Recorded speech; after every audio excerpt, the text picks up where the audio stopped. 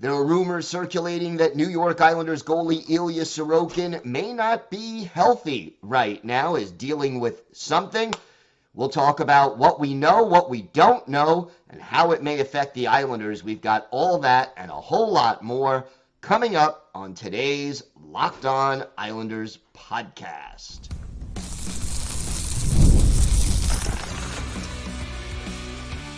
Your Locked On Islanders, your daily podcast on the New York Islanders. Part of the Locked On Podcast Network, your team every day. Welcome, everybody, to the Monday edition of the Locked On Islanders podcast, part of the Locked On Podcast Network, your team every day. I want to thank everyone who makes Locked On Islanders your first listen every day. Don't forget to subscribe on YouTube or wherever you get your podcasts so you never miss an episode. Today's episode is brought to you by FanDuel. Now through September 22nd, all FanDuel customers can bet $5 and get a 3-week free trial of NFL Sunday Ticket from YouTube and YouTube TV. Visit FanDuel.com to get started. We have got a lot to discuss on today's show, but first, if there's something Islanders related on your mind, if you have a question, a comment, maybe a topic you'd like us to discuss on a future episode, you can email us at lockedonislanders@gmail.com. And if you leave your first name and where you're from, we're happy to mention you on the show when we discuss whatever's on your mind. You can also follow the show on X at Locked On Isles, and you can follow me, Gil Martin, on X at Ice Wars, NYR, VSNYI. We'll keep you up to date on all things Islanders all year long during the offseason. That's hirings, firings, trade rumors, free agency, and the draft. And hey, training camp is just around the corner, and it's always great to talk a little Islanders hockey with you, game time or any time. The big story this weekend concerning the New York Islanders is not even really a story. It's more of a rumor. And it all started when Elliotte Friedman, basically of Sportsnet, speculated on the 32 Thoughts podcast that Islanders goaltender Ilya Sorokin has, quote, been battling something. And that both the Islanders and Sorokin are kind of keeping it quiet and don't want to say anything about it. The quote, "I think Sorokin has been battling something. I don't know how serious it is or isn't. The agent won't say anything out of respect to Lou Lamoriello. The Islanders won't say anything. We'll see where this goes." And again, there is a couple of things you want to mention right off the bat with regard to this. Number one, battling something, well, it's very vague, non-specific. Is it an injury? Is it something personal? Is there something going on back home? We do not know. So, again, he adds, the Islanders are obviously very private. Lou Lamoriello is obviously very private.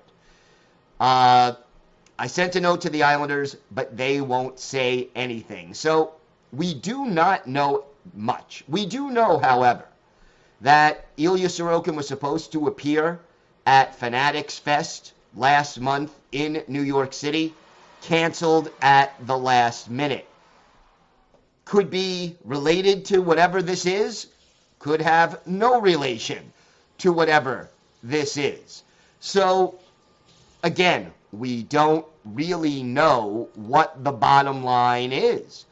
And from a New York Islanders perspective, and everydayers know, we've talked about this and talked about this a lot over the course of the offseason.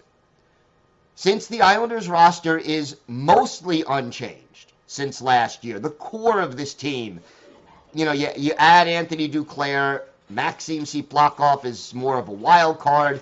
Right now, the only major departures would be Matt Martin and Cal Clutterbuck, and we still don't know if they're going to be back. But getting Ilya Sorokin back to, him being the goalie he was his first few years in the NHL. Obviously critical for the Islanders to improve this year. And you look at the numbers last year. Sorokin, 25, 19, and 12, which means he won 25 games, lost 31 of them, but got a point in 12 of those 31. Had a goals against of 3.01 and a save percentage of 9.08. 2 shutouts. Those save percentage and goals against average numbers are the worst by a by a comfortable margin of his NHL career. And in the KHL, which there's a little less scoring overall than in the NHL, his numbers were even better. And, we've talked last year about maybe Ilya Sorokin, some of the reasons for that atypical performance for him may have had to do with fatigue, that he was facing, 40-plus shots a night all too frequently, especially in the first half of the season when the Islanders' defense as a team, not just the defensemen, but the whole team, wasn't good. Giving up too many shots, giving up too many high-danger shots. Then, last year, you had a sequence where Semyon Varlamov, the backup goalie, was injured. And Sorokin started something like 14 games in a row and even filled in one of those games. The Islanders at that point clearly did not have confidence in Kenneth Appleby to be to start a game, to see extensive action. Appleby ended up playing one period of one game, let in 2 goals in 8 shots. That's a .750 save percentage, 6.00 goals against average. And again, you're not going to make a lot of judgments on any goalie in one period of action, but you make a bigger judgment on the fact that the Islanders clearly did not believe Appleby was ready to see a lot of time. So Sorokin played a lot of games in a row, faced a lot of shots early in the season, and by late in the season, it really appeared that he was fatigued. And by the end of the season, who was it that got the New York Islanders into the playoffs with that strong finish? It wasn't Ilya Sorokin. It was Semyon Varlamov, and out of the 5 Islanders playoff games, Varlamov started 4 of them. The one game, which was Game 3, that Sorokin started, he didn't finish. He clearly was not playing well, and again, the speculation now grows, and we don't have any evidence either way about this. Was Ilya Sorokin fully healthy late last year? Was he fatigued? Was he injured? Could both have been a factor? We do not know. And then to tie it in even a little bit further, if he did not undergo surgery over the offseason, and as far as we know, he did not. There has not been any announcement to say he needed surgery. He decided against surgery. He decided to do surgery. We have had no updates. But the fact that here we are in early September, a week or so away from the start of training camp, and this rumor kind of starts bumping around, it opens up all kinds of possible speculation. Now, again, as I mentioned, this is a very vague rumor. This is not even, they're not even saying, oh yeah, he's injured. They're just saying he's dealing with something. So, okay. But while it's vague, and while there's no substance behind it, Elliotte Friedman of Sportsnet is one of the most tuned in and connected hockey analysts out there.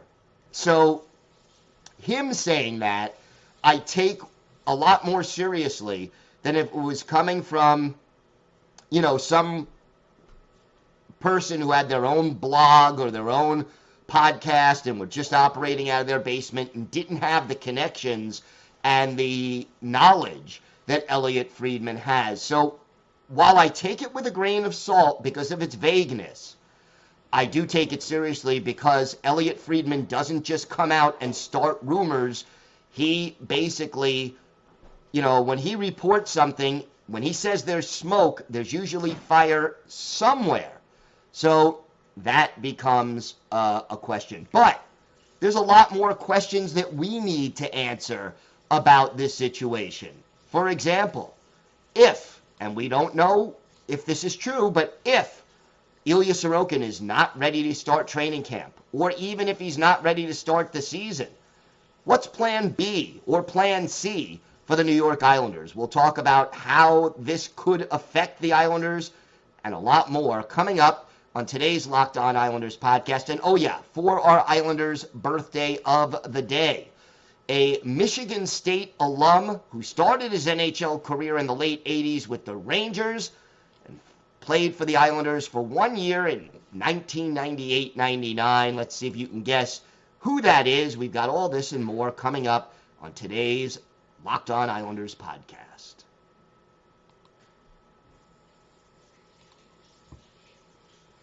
Today's episode is brought to you by your friends at FanDuel. You've heard us talk a lot about FanDuel, America's #1 sportsbook. Well, we have something a little different for you. Now through September 22nd, all FanDuel customers can bet $5 and get a 3-week free trial of NFL Sunday Ticket from YouTube and YouTube TV. Then, with a YouTube TV-based plan, you'll be able to watch every regular season Sunday afternoon out-of-market game. All you need is a Google account and a current form of payment, and you can cancel anytime. And look, you need to find a $5 bet on FanDuel. You've got hockey futures. You've got college and pro football going on right now.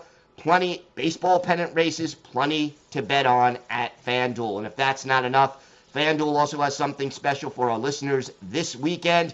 Be sure to check out FanDuel's Profit Boost in the app. Use it for FanDuel's double your winnings for all Sunday pregame moneyline bets. That's a Profit Boost will be live starting Friday, September 6th. View your account page now to learn more about your boost. Just visit FanDuel.com, America's #1 sportsbook. FanDuel.com. Check it out.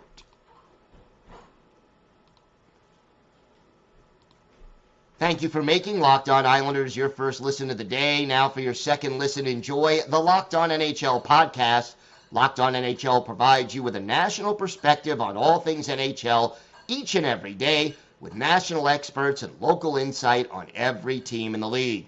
It's available on YouTube or wherever you get your podcasts, part of the Locked On Podcast Network, your team every day.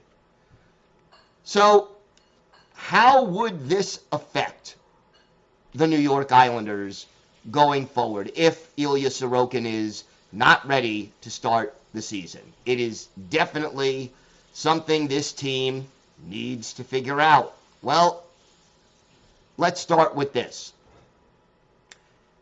Lou Lamoriello signed an experienced goalie to add to the AHL roster, to add some depth to the Islanders organization. Clearly, Ken Appleby, they weren't confident in. He's not back. Jakub Skarek has not proven himself in the AHL, let alone that he's ready to start a few games and play in the NHL. That is not looking like a realistic thing to ask. I don't know how much more confidence the Islanders would have in Jakub Skarek right now than they did last year in Ken Appleby. But the Islanders did sign Marcus Hogberg to a contract. And Hogberg gives you an experienced backup, a guy who is a bit of a veteran, who has played in the NHL. Is he, the kind of guy that, you want to roll with as your starting goalie for a long stretch of time? I can't say that he is, but he is 29 years old, will not turn 30 until late November. And look, he's started or played in 42 NHL games, has a .339 goals against average and an .894 career save percentage. He's played in 24 games for the Senators in 2019, 2020, another 14 in 2020, 2021, and has spent the last 3 years back in Sweden. So Hogberg would be plan B. And what would happen is you would have Semyon Varlamov as your number one, probably playing 2 out of every 3 games, and then Hogberg could probably spell him playing, 1 out of every 3 games, maybe 2 out of every 5 games, whatever it is. The Islanders do have 2 back-to-back games in late September that they have to deal with. So at the very least, you would need your backup goalie, whoever it is, to be ready to start those 2 games. Hogberg will, barring any injury, if Ilya Sorokin is healthy, Hogberg definitely starts the season in Bridgeport, but he would be, I guess, the first guy you would call up if anything happened to Sorokin and he needs a little breather. There are some alternatives. There are still some goalies out there who are unrestricted free agents, who probably have more experience and are a little bit more reliable than Marcus Hogberg. You've got Martin Jones out there. You've got Antti Ranta out there. Islander fans only too familiar with what he's done against the Islanders in recent years. So you could probably sign those guys to a PTO at some point, or to a 1-year deal if you really need them. And this is something that we're going to watch over the next couple of weeks. Does Lou Lamoriello move to sign another goalie? If he does, that's a bad sign as far as Ilya Sorokin's availability. If he doesn't, well, maybe Ilya Sorokin is not ready to start training camp on time, but he is ready to start the season on time. And maybe he needs a little more work and he starts fewer games early in the season, and we start the season with Varlamov getting the majority of the starts and Sorokin just kind of filling in as the 1B. These are all possibilities. Keep in mind this too, because it has to be at least discussed. If you start the season and Ilya Sorokin is not ready and not available, this is one way that the New York Islanders could get cap relief. You basically have Ilya Sorokin has a salary of $8.25 million, or a cap hit of $8.25 million. If you have him start the season on LTIR, and again, we don't know that that's going to happen, but if there is fire behind this smoke and Sorokin starts the season on LTIR, you start each day accumulating salary cap credit. That could allow you to, A, sign another goalie, probably at or near the league minimum, whether it's Hogberg, who you bring up, or you trade for, or sign another goalie. That's a distinct possibility. It also might allow the Islanders enough cap space to put a full 23-man roster out there. You just have Hogberg come up, and, you could certainly keep Oliver Wahlstrom, Hudson Fasching, and Simon Holmstrom all on your lineup, because each day that Sorokin would be on LTIR, you're accumulating a little bit of cap space. So, again, we don't have the details yet. We just have this speculation. But these are some of the possibilities for the New York Islanders based on what's happening. That if Sorokin misses time, this is the fallout. This is how it plays out for the New York Islanders. we'll see what happens. This is something that we are going to keep a close eye on, certainly on Twitter. We'll be talking about that as soon as any news breaks, if it does. And, like we said at the beginning, Lou Lamoriello holds things close to the vest. Doesn't want to say a lot, doesn't want to let the media know very much. Now, keep in mind, not telling the media is also not telling the fans. But as of right now, we do not know the status of Ilya Sorokin. But these are some of the possibilities. These are some of the plan Bs. And we'll see how this situation ends up playing out. Hopefully it's nothing. Sorokin will be ready for training camp, which opens up really, really soon. And we just go from there. But as of right now, these are some of the possibilities. And we'll see how it all plays out. We have got more to get to on today's show. We will talk about, Anders Lee, the Islanders captain, making an appearance at Citi Field this weekend. We'll talk about that. We'll have our Islanders birthday of the day, all that and more coming up on today's Locked On Islanders podcast.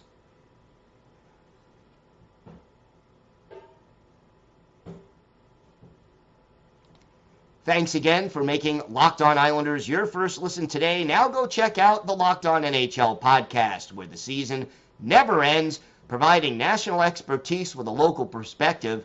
You can find the link to Locked On NHL in the description, so you don't need to search. It's part of the Locked On Podcast Network, your team every day. Just FYI, in case you don't know, I do host the Monday edition of Locked On NHL and co-host the Friday edition, so I'd love for you to check it out. Some great content all week long about the National Hockey League. All right, over the weekend. Yeah, in a busy weekend in New York sports, with the Mets and Yankees battling for playoff position, the Giants and the Jets, opening weekend for the NFL, Jets playing Monday night, but obviously some things going on. But there was an Islanders sighting, because Saturday afternoon at Citi Field, the New York Mets basically had hockey jersey day. That was the giveaway, and Lee was joined by Brett Pesce of the Devils and Adam Fox of the Rangers to throw out the first pitch at this game. Anders Lee basically said, "I had an absolute blast. Brought a buddy out here today, brought my family here. It's a really nice afternoon and pretty cool to be able to do that." Now, you may not know that Anders Lee did play some high school baseball, also played some softball over the summer. So, again, Anders Lee quoted, "I played softball all summer." He was also, of course, playing in the Beauty League but for hockey. But I played softball all summer, so definitely got the groove back on that and loved it. You pick up a baseball after all that softball, and it's so much smaller, but we had a great time. And he says, "I told Lowe I was bringing the heat." Lee exchanging jerseys with Brandon Nimmo of the Mets, and Nimmo has been to a number of Islanders games. He is an Islanders fan. Lee was also talking to Francisco Lindor. So again, you've got that sort of back and forth. Here's what Anders Lee said about Nimmo. "I've seen him at our games all the time. He supported us a few times at the rink, and I love seeing him. I'm obviously a fan of his and the work that he puts in with the Mets. So it was cool to meet him and catch up with him a little bit, and looking forward to doing that again." So that was sort of how it played out. A fun time for Anders Lee, a fun activity for, the New York Islanders. And it, again, just sort of another example of how close this upcoming hockey season is. We are, training camp is just days away, as, by the time we have our next show on Wednesday, we'll be in double digits. It'll be, the 11th already of September, and the rookies will be reporting for the Islanders real soon, and of course we'll have it all for you right here on the Locked On Islanders podcast. Time now for our Islanders birthday of the day, and today is the 59th birthday of former Islanders forward Kevin Miller. Miller, a 10th round pick of the Rangers back in 1984, a Lansing, Michigan native, 4 seasons at Michigan State, followed by, playing for the U.S. national team and being in the 1988 Olympics. Joined the Rangers after the Olympics for the end of the 88-89 season. Later played for Detroit, for Washington, for St. Louis, for San Jose, for Pittsburgh, for Chicago, and then for the New York Islanders. Later played for Ottawa, played in Europe, and finished his NHL career with 4 games with the Red Wings in 03-04. Here is a guy who played in 620 career NHL games, 150 goals, 335 points, 429 penalty minutes, had 7 goals, 17 points in 61 playoff games. And, Kevin Miller, part of that Miller family, they all went to Michigan State. A lot of them, Kelly Miller also playing in the NHL. And, more of a defensive forward, did have 3 or 4 seasons with 20 or more goals, so he could put the puck in the net. But by the time he joined the Islanders in 1998-99, he was a checking forward. 33 games with the Islanders, a goal and 6 points. His best game as an Islander, how about November 21st, 1998? Islanders visiting Nashville, and it was Tommy Salo in goal for the Islanders, Mike Dunham, the former Islander and future Islanders goalie coach, in goal for the Preds.